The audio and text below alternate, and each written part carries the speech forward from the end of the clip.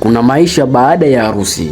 Wengi wanafikiri harusi ndio mwisho wa safari ya mapenzi, lakini ukweli ni kwamba harusi ni mwanzo wa maisha halisi.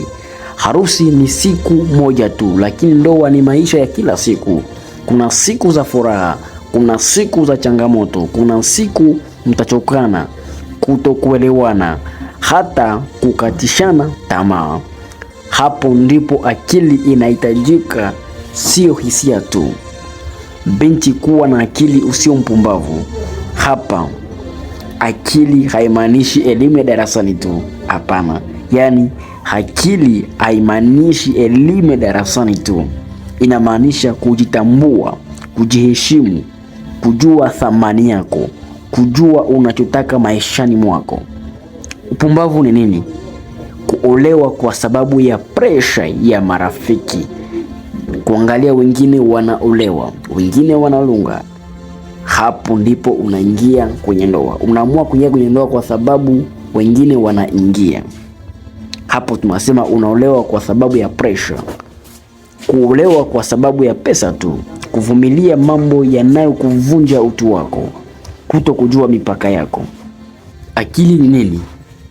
Akili ni kuchagua mwenza kwa busara, sio haraka.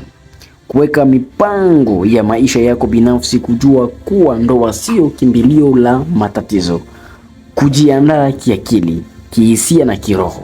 Ukweli ambao wengi hawasemi. Watu wengi wanaingia kwenye ndoa bila maandalizi sahihi. Matokeo yake ndoa zinavunjika, mapenzi yanapoa, maisha yanakuwa mzigo. Sio kwa sababu ndoa ni mbaya, hapana, bali kwa sababu waliingia bila kuelewa maisha halisi. Kijana unanisikia leo hii, unapaswa kuelewa ni haya. Moja, usikimbilie kwenye ndoa kwa sababu ya kutaka kuonekana na watu. Si kila mtu anayeoa au kuolewa yuko tayari. Wewe jiulize, je, niko tayari kubeba maisha ya mtu mwingine? Pili, jenga maisha yako kwanza. Jitambue, jenga ndoto zako. Kuwa na direction, yani mwelekeo. Kuwa na maono. Ndoa sio mahali pa kuanza maisha, ni sehemu ya kuendeleza maisha. Tatu, penda kwa akili, sio moyo pekee. Moyo unaweza kukudanganya, lakini akili itakuonyesha ukweli. Nne, chunguza tabia, sio maneno. Maneno ni rahisi kuyasema, lakini tabia ndio ukweli wa mtu. Tano, jifunze kusema hapana kama kitu hakikufai. Kuwa na ujasiri wa kuacha. Ujumbe wa mwisho, binti mpendwa, usiwe na haraka ya kuvaa pete. Kuwa na haraka ya kujenga akili yako kwanza, kwa sababu uzuri unaisha, pesa zinaweza kupotea, lakini akili na hekima vitaweza kuokoa maisha yako yote.